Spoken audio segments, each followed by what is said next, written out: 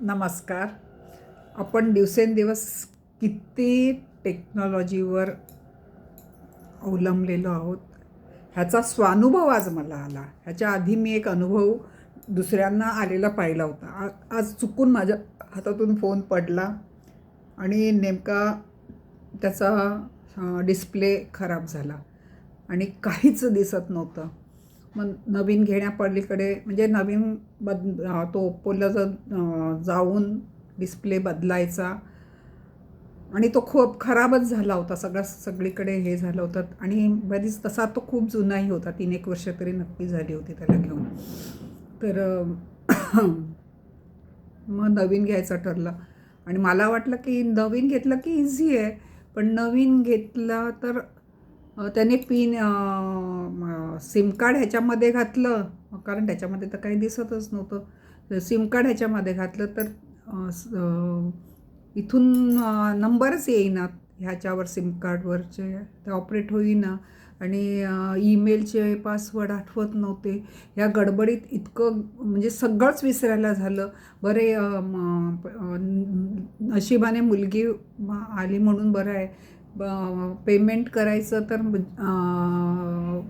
जीपेचं account screen नसल्यामुळे ते नाही करता येत. ATMमधनं पैसे काढायला इतकी भांबवल्यासारखी झाली आहे की पासवर्डच आठवेना. असं सगळं उलटं सुलटं व्हायला लागलं. मुलगी म्हणाली, आई फक्त आता मोबाईल घेऊन 2 नंबर तरी हे करूया, मग मी घरी जाऊन बघते. आणि तिने घरी जाऊन येऊन कमीत कमी 3 तास घालवले. तेव्हा कुठे म्हणजे तिने नवीन ईमेलला पासवर्ड वगैरे देऊन, म्हणजे ते त्यांनाच जमतं, मला तर काही जमलं नसतं काय करायचं म्हणून. कारण जे काय येत होतं सारखं ओप्पोवर आले असं दाखवत होतं आणि त्याचा तर स्क्रीन खराब झाल्यामुळे काहीच दिसत नव्हतं.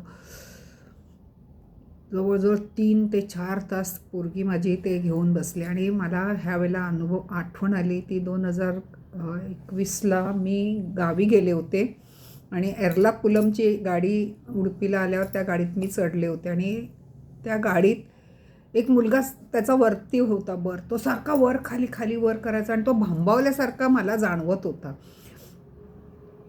आणि मला सगळ्यांची बोलायची सवय, पण त्या दिवशी मी अगदी म्हणजे तो गणपती उत्सव वगैरे झाला होता आणि थोडीशी थकलेही होते, त्यामुळे मी पहिल्यांदा झोपले. आम्ही जरी म्हणजे तसं दिवसात चढलो होतो, पण मग दुपारी लंचच्या वेळेला तो मुलगा जास्तच वर खाली वर खाली वर खाली करत होता, जाणवत होतं मला. पण तरी मला असं विचारावं असं की तू जेवणार का वगैरे असं वाटलं नाही. पण जेव्हा संध्याकाळचा चहा म्हणजे आम्ही मला वाटतं 10:30ला वगैरे चढलो होतो, दुपारचं जेवून घेतलं, झोपलो आणि जेव्हा संध्याकाळचा चहा पिताना मला तो पुन्हा तळमळताना मी त्याला विचारलं चहा पिणार का म्हणून. तेव्हा त्याने मला सांगितलं पाणी पाहिजे म्हणून. म्हणजे काय झालं होतं, नंतर त्याने मला सांगितलं की त्याचा मोबाईल हँग झाला होता आणि त्याच्याकडे ₹1ही नव्हता. घरून ही मुलं पाणी घेऊन येत नाहीत, बाहेरचं विकत घ्यायला त्याचा फोन चालत नव्हता. चहा, कॉफी, जेवण काहीही तो मुलगा घेऊ शकत नव्हता आणि तो इतका भांबावला होता, त्याला काही करता येत नव्हतं. फोन हलवत होता, हे करत होता आणि त्यामुळे तो सारखा वर खाली वर आणि तहान तर लागते माणसाला. आणि मला सवय आहे खूप पाणी घेऊन फिरायची, त्यामुळे मी त्याला म्हटलं, माझ्या 2 बाटल्या त्याला दिल्या, म्हटलं ह्या तुझ्यासाठी आहेत, तू घे म्हणून. आणि मग त्याला चहा दिला.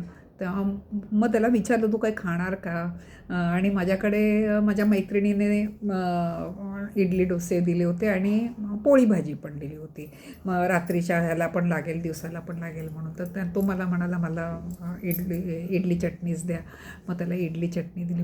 खरोखर त्या मुलाला इतकी भूक लागली होती, तो एर्नाकुलमवर माझ्याही आधी तो चढला असेल.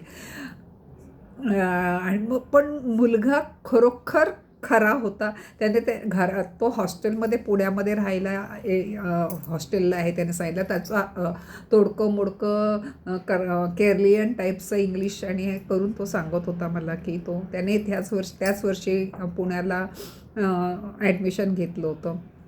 आता गंमत म्हणजे त्याने त्या मित्रांसाठी वगैरे केळा वेफर दिलं, तर मला म्हणाला हे घेऊन टाका तुम्ही सगळे. मी म्हटलं अरे तुझ्या मित्रासाठी मी घेते, एक बूट मी घेतले, ह्यांना दिले. म्हटलं नाही तू मित्रांसाठी घेतलेले आहे तूच. त्याला इतकं हे होत होतं, मग रात्रीचा जेवणामध्ये पण तो आमच्याबरोबर ॲडजस्ट झाला. म्हटलं बाहेरचं मागू का, तुला हवं आहे का, कारण वाढतं वय त्या मुलाचं. तो म्हणाला. आणि मला आज जाणवतं त्या स्थितीमध्ये, आज जेव्हा माझं सगळंच फोन बंद झाला आणि मला मला काहीच आठवत नव्हतं ना, मला भूक तहान, म्हणजे आपण आपल्या शरीराचा एक भाग झाला आहे मोबाईल. म्हणजे त्या मोबाईलमध्ये माझं नोट्स, त्याच्यामध्ये मला काय वाटलं की एखादं गाणं रचलं की त्याच्यावर पूर्वी कसं एक कागदावर असायचं, वहीवर लिहिलेलं, एक फोन नंबर नाही, आणि फोन नंबर कोणाचेच पाठ नाही, एक मुलीचा आणि मिस्टरांचा, ह्या पलीकडे कुठलाही फोन नंबर नाही, सगळे व्हॉट्सअप मिळणार नाही. किती किती लोकांची नावं काय. आता जेव्हा आता पुन्हा तो त्या फोनला, जुन्या फोनला जोपर्यंत मी त्याचं बदलून नाही घेत आणि चालू नाही करत, त्यापर्यंत बऱ्याचशा गोष्टी त्याच्यामध्ये राहिलेल्या आहेत, ज्या आता तिने मला माझी कॉन्टॅक्ट नंबर वगैरे तेच तिने तेही सांगितले. आता तू जर गुगलमध्ये बॅकअप नसेल घेतं तर काही कॉन्टॅक्ट तुझे त्याच्यातच राहिले असतील. आता त्यामुळे मला जोपर्यंत माझ्या त्या पहिल्या फोनला त्याचा डिस्प्ले, म्हणजे मला आता दुसरा डिस्प्लेसुद्धा बसवावा लागेल. म्हणजे मी म्हणत होते जुना आहे मोबाईल कशाला, म्हणजे आता मला डिस्प्लेवर पण खर्च करावा लागेल. पण प्रश्न खर्चाचा तर आहेच आहे. अचानक हा खर्च आला, हा ठरवला नव्हता, विचारात नव्हता गेला. पण असं वाटलं की जाऊ दे, मोठं काहीतरी होणार होतं, छोट्यावर भागवलं.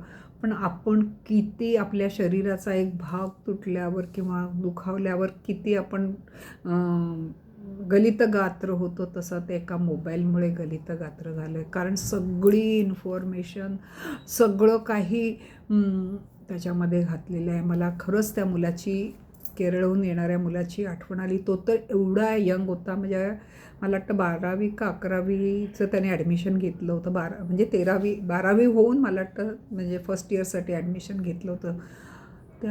त्या मुलाची मला खूप आठवण आली की काय त्याची तडफड होत होती. आणि कारण पुण्याला त्याच्याकडे ₹1 कॅश नव्हता, आणि पुणा स्टेशनपासून त्याला जायचं म्हणजे पुन्हा रिक्षाचे पण त्याच्याकडे पैसे नव्हते. इतका तो हे झाला होता आणि पण त्याने माझ्याकडून रिक्षाचे वगैरे पैसे नाही घेतले. आणि मेन कॉन्टॅक्ट कोणाचेच नाही ना, फोन हँग झाल्यामुळे. त्याचं पण असंच झालं असेल, फक्त आईवडिलांचा फोन पाठ असेल आणि आईवडील फोन करत असतील तर त्याला त्याची पण चिंता वाटत असेल की फोन लागत नाही, आईवडील चिंतेत. तर जे नंबर पाठ असतील त्यांना तो फोन करून फक्त सांगू शकत होता, पण पैसे पण घेऊ शकत नाही कारण मोबाईलच बंद होता.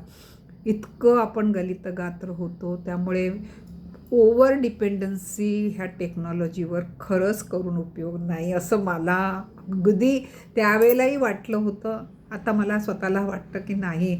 आणि दुसरं म्हणजे पासवर्ड लक्षात ठेवणं अतिशय गरजेचं आहे. ईमेलचे वगैरे, नाही तर तुमचं गुगल अकाउंट ओपन होत नाही, तुमचे फोन कनेक्ट होत नाही. नुसतं सिम कार्ड घातलं की पहिले कसे छोटे फोन नुसतं सिम कार्ड ह्या फोनमधनं काढलं त्या फोनमध्ये घातलं की फोन चालू होत होता.